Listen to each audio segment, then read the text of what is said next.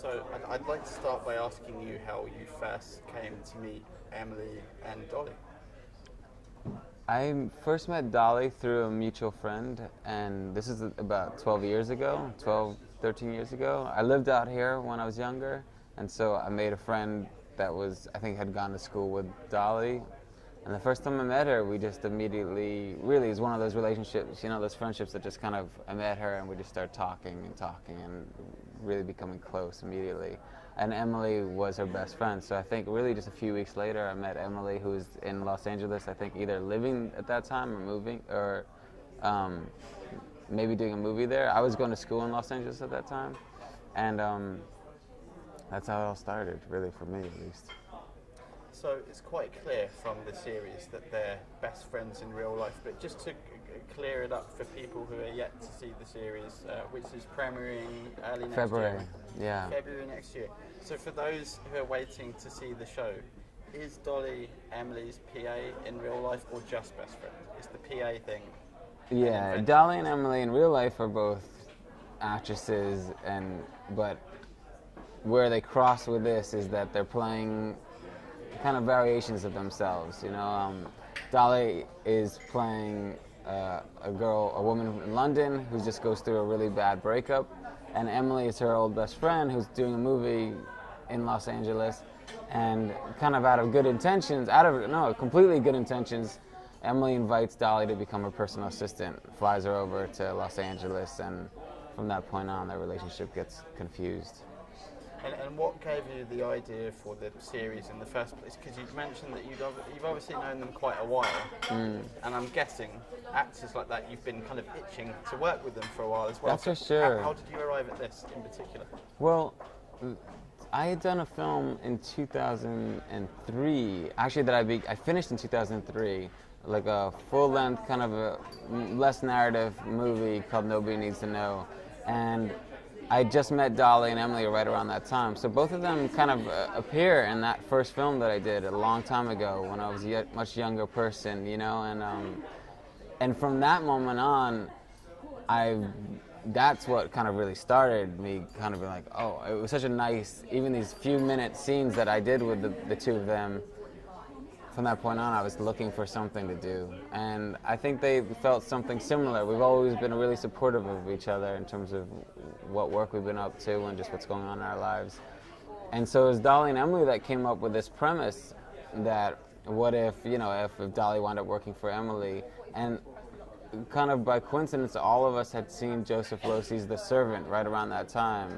And so once we started talking about that idea and The Servant and All About Eve and Sunset Boulevard and films that I really look up as, as high as can be, that's when things started clicking.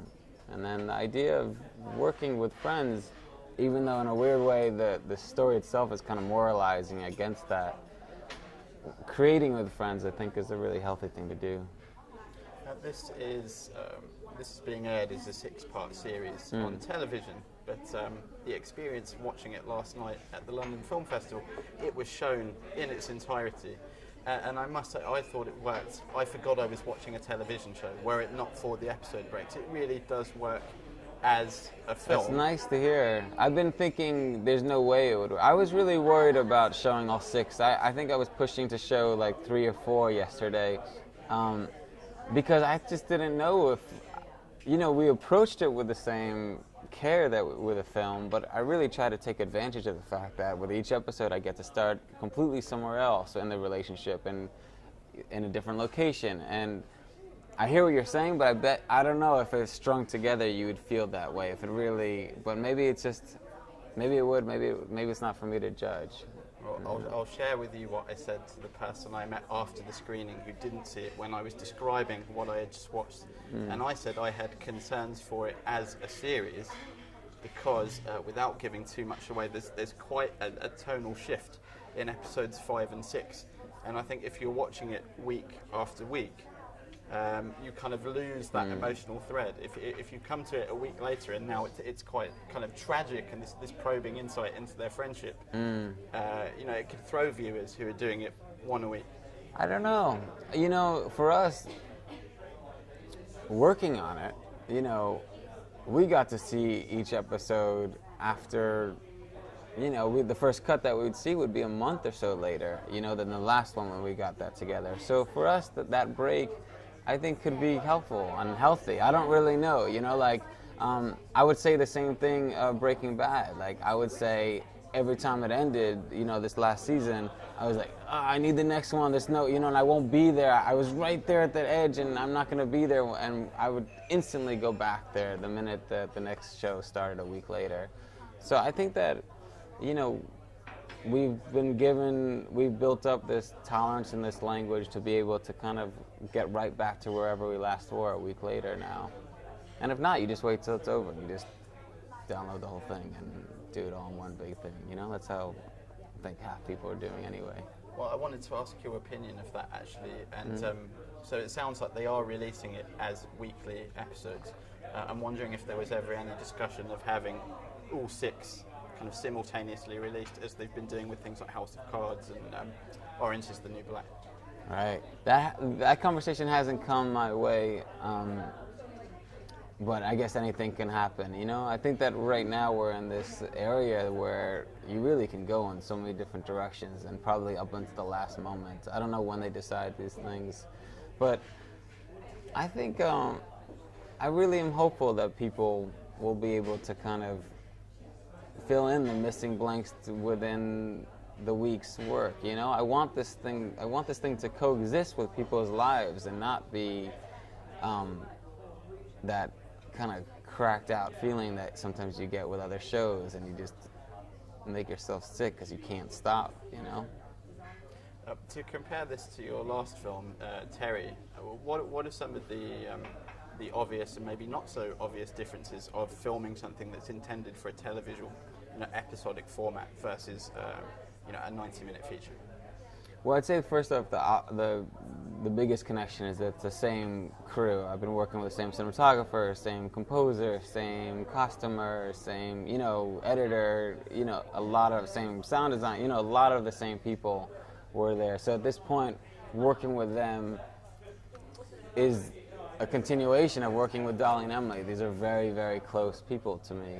And that family sense that I think that I even had back in shooting Mama's Man, which was the film that took place in my house and my parents were in, has kind of continued in my way. They've all felt very similar because I'm surrounded by the same people. I think the differences are that we were able to move from idea to shooting much, much quicker than anything I've ever done before. And also collaborating with 2 women that are best friends, that are in sync with each other and don't have to even discuss something to suddenly be on the same page with each other, was really interesting. It was a chance for me to see a friendship, and a female friendship, in a closer vantage point than I think I would ever be afforded anyway else. When you use the term improvisational comedy, I have no idea where that improv. I didn't see anything. I don't know where that's coming from, but as far as I know, pretty much everything was written.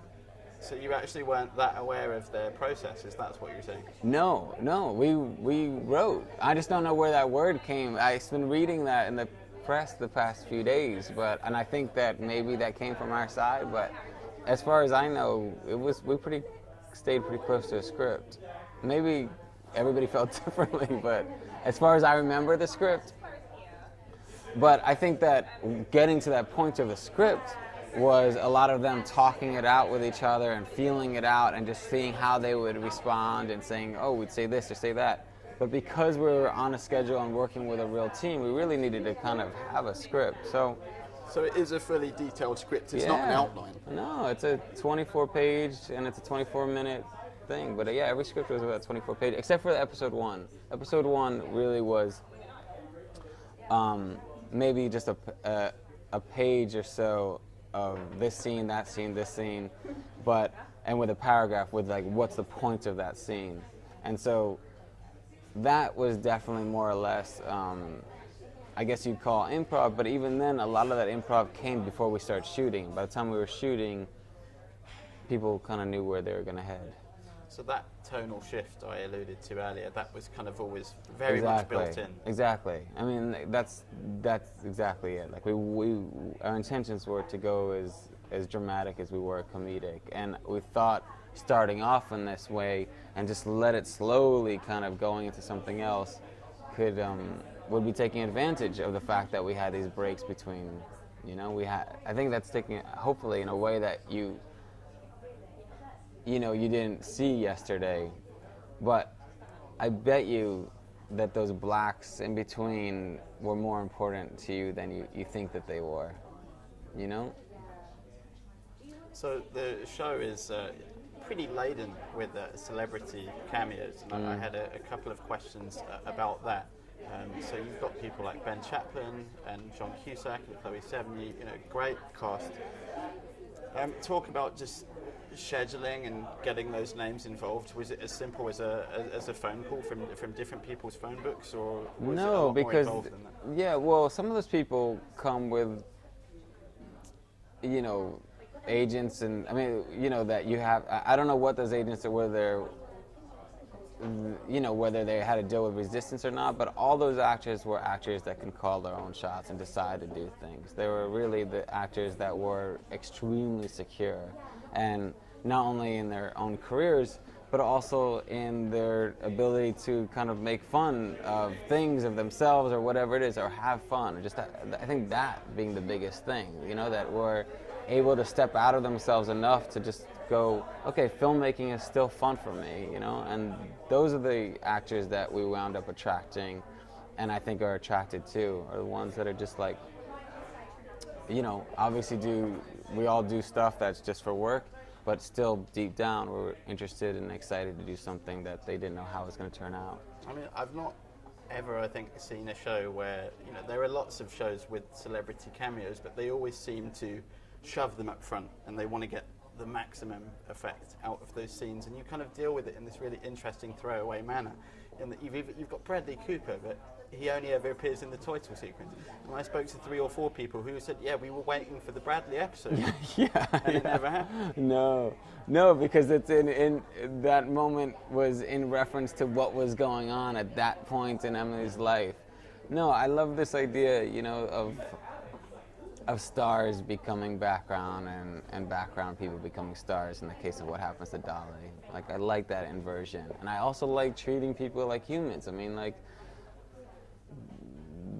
the reality is that once you start working with any actor, no matter how much you respect, the first thing that you have to do is let go of the great films that you've seen them in and just treat them in a way that the best that you can, how you would with anybody that you respect, And that was the biggest for me working with John C. Reilly. I can't tell you how intimidating it was up until the first day of shooting, just because all I kept thinking was, Altman and Scorsese and whatever and everybody, and like, how can I possibly give him anything how could I do anything that he hasn't already been, and that first day I tried as best as I could to sound really smart with directions, and then clearly I didn't know what I was saying, so I just stepped back and I was like, fuck it, I'm just gonna talk, and that's the whole way I learned how to relate to any actor. And finally, I happened to be sitting directly behind you at the showing last night. So good. My friend and I had an interesting window into what was going on with the creatives. You had Emily and Dolly. Yeah. Were chatting like 2 girls on the school bus, pointing things out and like, oh, I like this and I remember this. You were very, very quiet. Yeah. And I'm wondering how was the experience for you? Was it nerve-wracking? Yeah, it always is the first screening, but usually the premieres of anything I make, I'm sitting next to my wife and I'm squeezing her, and I'm just like, and she's just saying, it's okay, it's okay, it's okay. And so this time it was Emily. See, what you couldn't see is that every few minutes I was pinching Emily and going, especially if somebody would laugh or whatever was going on, if I felt it working. And then it was a good experience for me.